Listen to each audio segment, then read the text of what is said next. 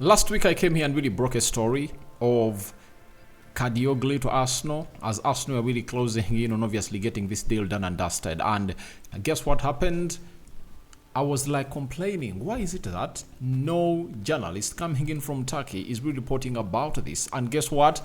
Today, we've gone ahead to get in a very huge update coming in from Saber Spur in there for you, who works for the Turkish media outlet, about how Arsenal have gone ahead to submit their first offer, and we are going to let you know what has happened, that offer that Arsenal has gone ahead to submit in, as they face huge competition from a side that won the Bundesliga, that is the side of Xabi Alonso. Welcome to the Football News Show. This is a Rokani Media Football. Hope you guys are really having fun wherever you are. Smash like button, comment and share. If you're watching us for the very first time, endeavor to subscribe to this channel so as not to miss out on stories that we do upload in here on a daily. Rokan David is always my name, and we continue to obviously bring you the latest news and information as far as all this is concerned. We are going to be talking a little bit about Vincent Kompany, on how very many teams are really looking at him, though he couldn't really keep the Burnley side into the Premier League. And lastly, Marco Silva has also come out and really spoken about how he sees the summer transfer window of the London-based side. Let's see close to 400 likes. Smash on this video. Don't forget to subscribe so as not to miss out on stories that we do upload in here on a daily. This is the second video of the day, and hope you guys are really having fun. We thank God for the gift of life, and for the Muslims, Barakallahu Fikum. We too thank Allah for the gift of life. Now, here comes the story that is gonna really catch most of you by surprise, and it reads: Fenerbahce has received an official offer from Arsenal and Bayern Leverkusen for left back Ferdi Kadioglu, who is expected to leave the team. Arsenal in particular are insisting on completing the deal. The first offer made by Arsenal, worth 20 million euros, which was rejected by the board. Arsenal are expected to make any offer in form of 20 million euros plus 5 million euros of add-ons. Now, I told you, no sooner the Premier League came to an end, you are gonna hear such stories again. More and more of these stories, we are going to cross your minds a lot, because this is what really happens into the real transfer business, as Arsenal wants to do its transfer business early.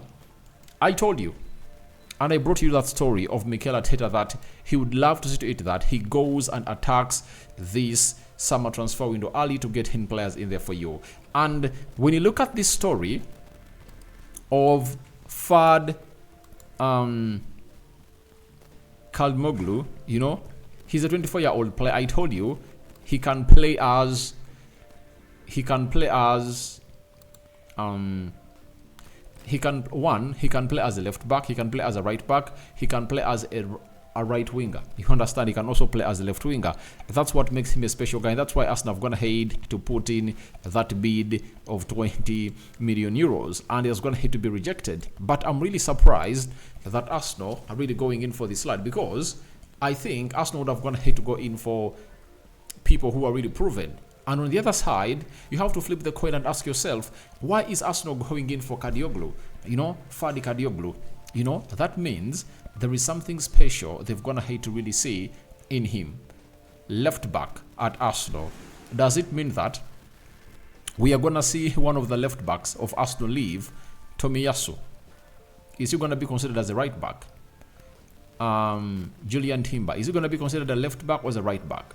Then Jakub Kiwior, is he going to be considered as a left-sided centre back? Because he was being played as a left back because Arsenal needed a player to obviously close onto that side, and Zinchenko wouldn't obviously do the defensive opportunities very well. So Arsenal might be wanting to obviously put in Julian Timber as a competitor with William Saliba, Kiwior competing with Gabriel Magalhaes, and then Tomiyasu competing with the man himself known as Benjamin White, and Zinchenko to compete with Kadioglu. You understand? That might be the plan for Arsenal, because if they've gone this early to put in this first bid to get rejected, then we really get to know why Arsenal has gone ahead to obviously first go ahead and be deciding a player like him, because we all know that last summer Arsenal first went in for Kai Havertz. After going in for Kai Havertz, they went for Declan Rice. After going for Declan Rice, Arsenal went in for David Raya. You understand? But I'm asking myself why Arsenal have gone ahead to go in for this guy. That means maybe Zinchenko might be sold. They want to really accomplish this deal on time and obviously dislodge one of the left backs. Is it going to be Jakub Kiwior? I don't think it's going to be Jakub Kiwior because Arsenal doesn't have a left-sided centre-back, meaning that you offload Jakub Kiwior, you have to go in and really bring in another left-sided centre-back to come in through and compete with Gabriel Magalhaes. But let's talk about the competition they're facing from Bayern Leverkusen. One thing you know about Bayern Leverkusen and Alonso is that they can look out for good players. Kadioglu is a very good player.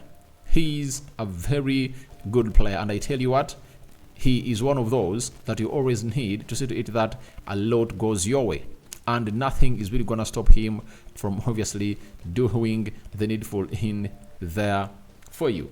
So I tell you this, Kadioglu, if Bayern Leverkusen is looking after him, then he's that good, because they are looking in for replacement of Frimpong, as no one is really gonna keep as what's the name of the guy, the manager, Xabi Alonso has gotten to know that he cannot keep this player around.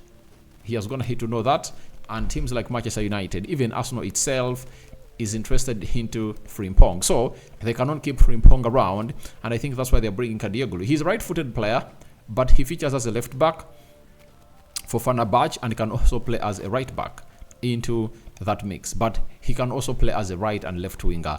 That's the beauty of this guy, and that's how he has gone ahead to find himself in a position of putting in a shift that all of us have gone ahead to obviously give green light about as a guy in his early 20s, because he's just 24 years of age, meaning that Arsenal want him. So if he's to go to Arsenal, then Arsenal need to really get in more money, and Arsenal are preparing what we call an improved bid to see to it that they get this player in.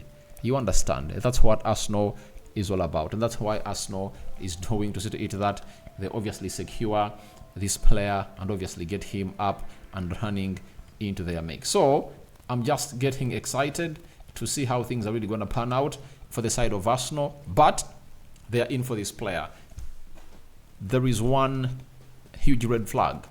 Why is it that not Fabrizio Romano, right, nor David Austin, or any other journalist, because I know of other big journalists in Turkey not putting out this story? This is where my concern comes in through, that Arsenal, big as it is as a club, if they are in for a player, I know that they would have gone ahead to find themselves in a proper position of really having Fabrizio Romano in the know, maybe David Austin in the know, maybe Samuel McBo in the know, maybe Sky Sports, or Sky Turkey. But even Sky Turkey hasn't gone ahead to report this. So this is where I tell you, don't take this very serious. Let's first wait for credible journalists to obviously break the story on whether Arsenal have gone ahead to do the needful. But I've gone ahead to see players like Weghorst cross from Besiktas to Manchester United on loan, and all those stories are being broken by the side of Turkey journalists. So we wait and see how this is gonna go. Who is really gonna win this battle? Is it Xabi Alonso or Mikel Arteta? Because if I'm the agent of Kadioglu, I go the Xabi Alonso way. Do you know the stiff competition that is at Arsenal? Right back, Benjamin White, Julian Timber, and Tomiyasu. Left back, Zinchenko, Kiwior, Tomiyasu, Julian Timber. And it will require Arsenal to really make a very huge convincing tongue to this guy to see to it that he gets in through. All else, if I'm Arsenal, we get him for 20 million euros, all plus, and loan him to Bayern Leverkusen that need him, such that he can play one season there. And after playing one full season there, remember Bayern Leverkusen is going to be playing into the Champions League. After playing that one season there, his price will obviously improve. and Arsenal can make some huge profit out of the player, or else they can easily bring him in and obviously dislodge other players from the club of Arsenal. That's my thought, and that would have gone to be as my plan for the club of Arsenal in as far as all this is concerned. But wait and see how these stories are really going to fare up, and I'm waiting for big journalists like Fabrizio Romano to come in through and tell us what they think about this Kadioglu transfer of Arsenal. Now, Fabrizio Romano earlier, is it on Wednesday, came out and put out a story that Vincent Kompany has been considered as an option at several clubs in the recent days, despite relegation with Burnley. Understand FC Bayern Munich have discussed Kompany internally among possible candidates for the job. Brighton still waiting to make a decision on a new coach. Now, it shows you the quality of this guy. And I think it's all about what Mikel Arteta is doing at Arsenal that is going to have to pave a very good way to Vincent Kompany. I cannot undermine how good Vincent Kompany is, but I think they see a Pep Guardiola in Vincent Kompany. Like you saw Arsenal went ahead to gamble with Mikel Arteta, and things went ahead to work out well. So, for sides of Bayern Munich, I think they see someone special into that player, and they believe he can come in through and will lead them. Chelsea has also gone ahead to be linked to Vincent Kompany, right? Brighton, and I think if at all I'm Brighton, I go for Vincent Kompany. And if I'm Vincent Kompany, why should I go to play for teams like? Why should I go ahead and manage teams like Chelsea and Bayern Munich, A-level teams that are really into a shape that is not really convincing to obviously get you to where you'd want to be? I think Brighton is a better team. It will provide him with ample time. And if I'm him, I can have 3 years at Brighton and see what he can do with Brighton, because Brighton really have good talented players, and the style of play that has been instilled in the players of Brighton is almost the same to that of Vincent Kompany. Vincent Kompany tries to replicate the style of play of Pep Guardiola. And I think Bayern Munich have a belief in that if Arteta's going to hate to really be successful at Arsenal, though no trophy is going to hate to be won by him, when he was under Pep Guardiola, what of this player who was under Mikel Arteta and Pep Guardiola, meaning that he was getting in a lot of tactics, and he saw very many managers. Mancini, remember he was the captain of Man City when Mancini was managing it. Then even this other guy that is coaching, is it Rio Betis? That Spaniard that Pep Guardiola went ahead to succeed. He's not a Spaniard.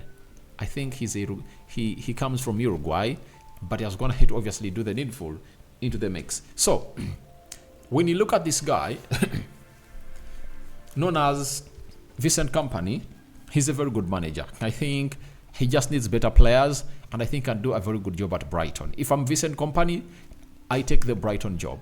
That is it. And for Brighton, they need to obviously find out why these managers will leave. Graham Potter left. De Zerbi has been here for just 1 season. I think 1.5 seasons, right?